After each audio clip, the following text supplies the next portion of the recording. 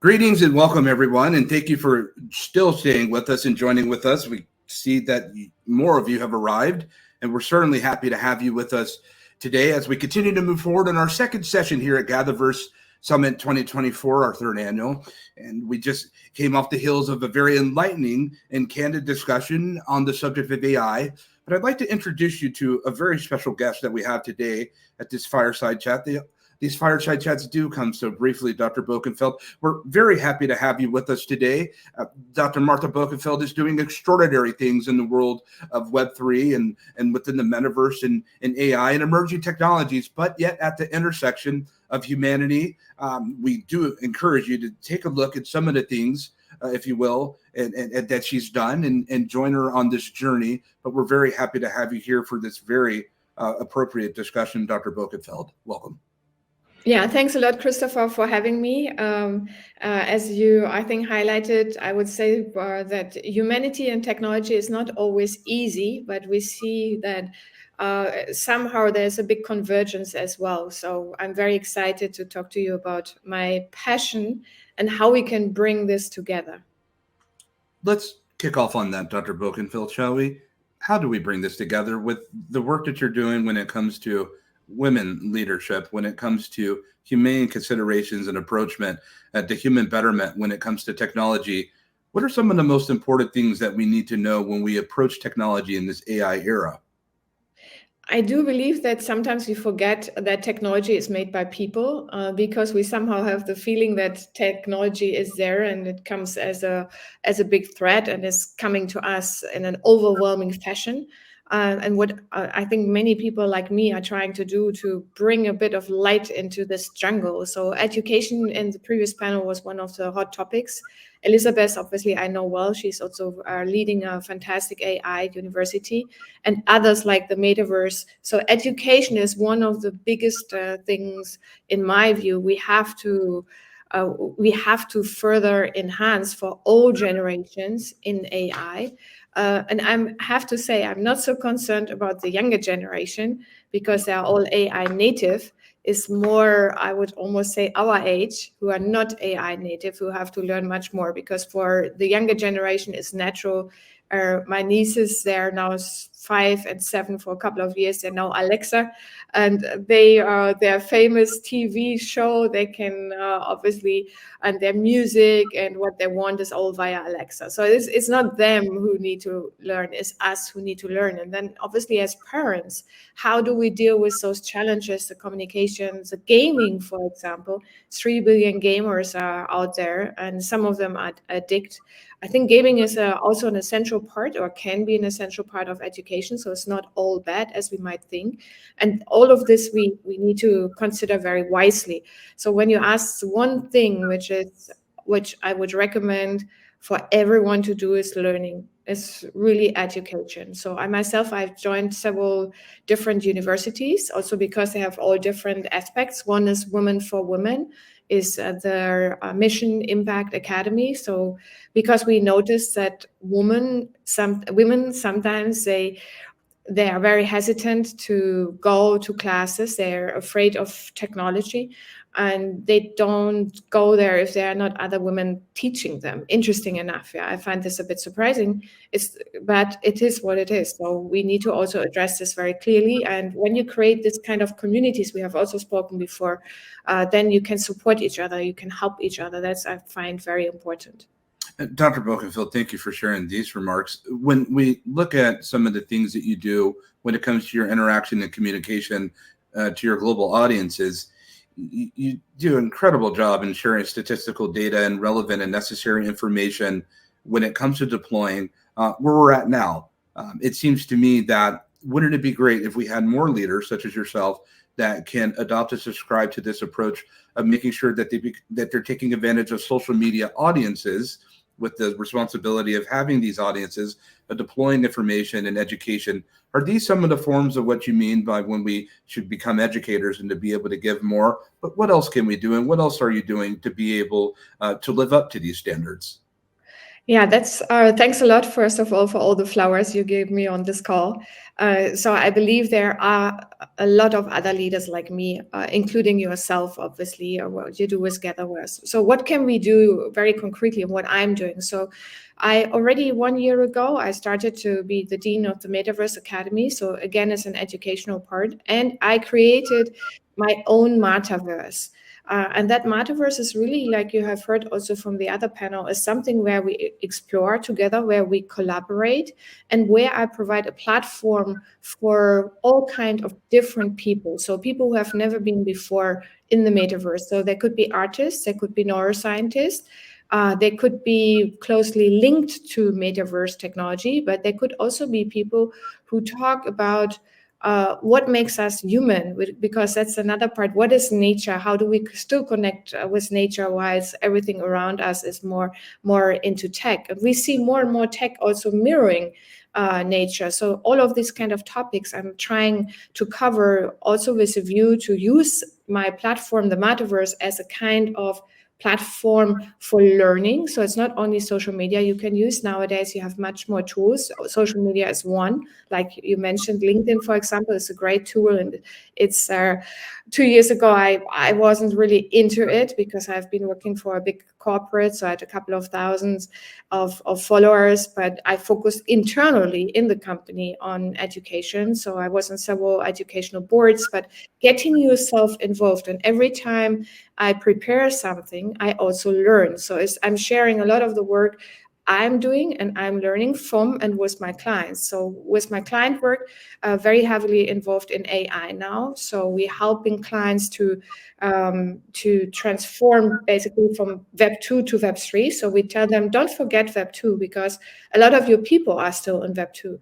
But how can you make this transition? And there are huge possibilities. So one is loyalty programs, where you also can have a lot of learning in terms of, you don't talk in loyalty programs, so you don't talk about technical terms like NFTs. Like, in the US, very big is Starbucks. You just have stamps. So you don't need to always talk about technology to bring this to life. And I think that's another learning which is important in the things I'm doing, that I'm trying to talk in a language and make it easy. Ideally, like Steve Jobs said, you first start with the experience and then you look at the technology, because most of the people, they enjoy experiences, and most of the people, they enjoy social experiences. So how can we get those social experiences? And in my case, I'm using different platforms. You can say LinkedIn as one, where connection, community building, then the metaverse is another one, and AI is one of the communities. But also in the client work, how can you connect, how you can make it more personalized with clients? On the subject of democratizing and readily making expression accessible, I do appreciate that note in line that you shared. When we talk about Web 2, and we have just at this very summit a Web 2.5 discussion, and saying that we have to take a step back to make sure we gather everyone and everything so that we could take a giant leap forward, because you know as well as many of us that we've really accelerated, if you will, into Web 3.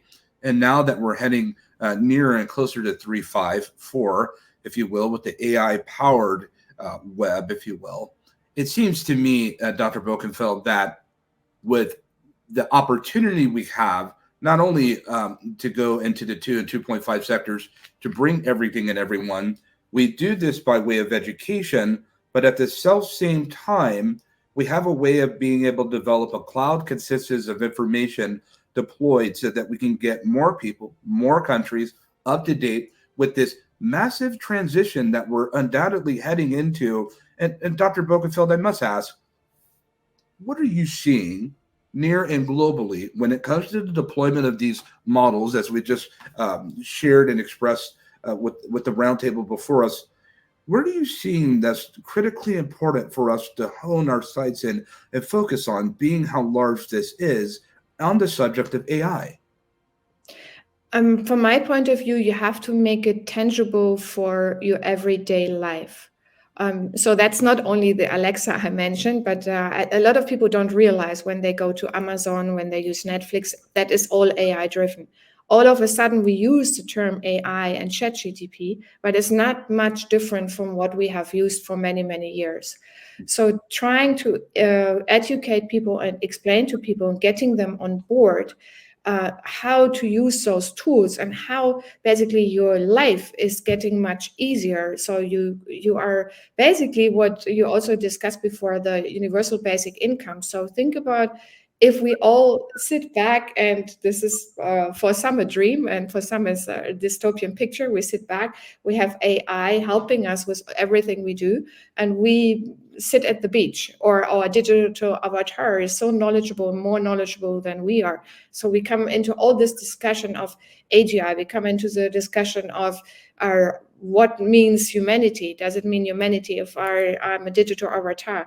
And we need to engage as many people as possible into these discussions. And where I have seen globally where this discussion happens the most are basically in the Middle East, for example. Dubai, as you know, is a very, very big hub. You have started here in Europe, but I would say Europe is more working on like European Digital Act, and they're more process oriented rather than thinking about the big picture in terms of where do we want to go as humans and where do we see our future. And you have futurists talking about this, but you have not many people who can break it down. What does it mean for your daily life and how does it help you? So if we make it relevant to people in their daily lives and we can improve the daily lives, we can get them on board and more being, as you said, more access, more inclusiveness, which is no problem from a technology point of view, zero problem. I'm saying that obviously you need internet. I was also discussing last time on a panel, and he said, yeah, but we don't have internet here in Africa. So all these hurdles we need to overcome. Yeah, and this is the only way if all stakeholders work together. So not only the futurists who are talking about it, like Ray Kurzweil, but also the shareholders, the venture capitalists, the government, and they need to come together. And that's the challenge we have, because we also live very much in different worlds and different silos. And slowly but surely there are fortunately communities like this one where you bring different people together. You bring different people who are in really executing, you bring people who are in education, you bring people who are working with clients like myself, you bring people who have a futurist aspect of it, and that's very important. We need to have almost a philosophical discussion, but at the same time breaking it down for everyone.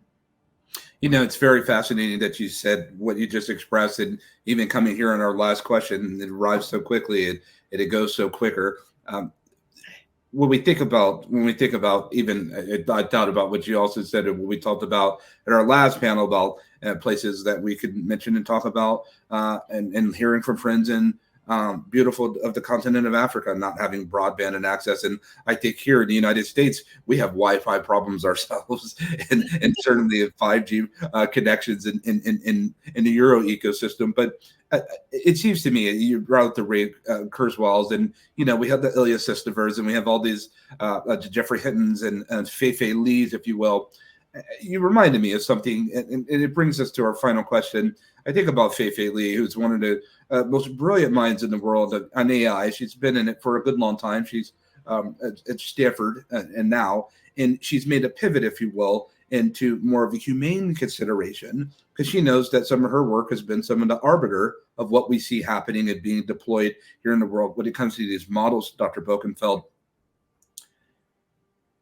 Could you imagine a futurist with a heart for humanity?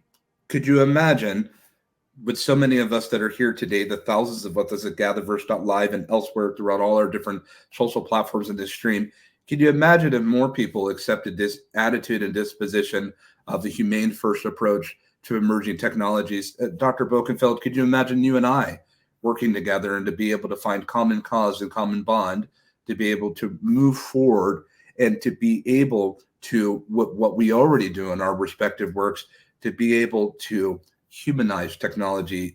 Do you see this possible for us and others to be able to come together now? Do you see the importance of this, Dr. Bokenfeld? I see that's very, very good news. I see more and more people focusing on humanity. That's a really, everyone I meet also, it is not one circle, in different circles, are going back to where they come from. They're going back to ask themselves also, how do I cope with this and how do I connect with nature? And as we know, we can live without food and we can live without water, but we cannot live without other people. And that is a brilliant strength we have as human beings, because we always in history also were the strongest when we are doing things together, when we collaborate and when we thrive as humans together. And that's why I 180% believe that we can all come together and share this one belief of humanity. Whilst embracing technology, I think that's very important. Dr. Bokenfeld, we value your expressions. We value your presence. We certainly hope, audience, that you'll spend more time with Dr. Bokenfeld on her journey as she will hopefully draw appreciation to yours. Thank you, Dr. Bokenfeld. Thanks a lot. Thanks for having me and looking forward to our collaboration. Indeed, as am I.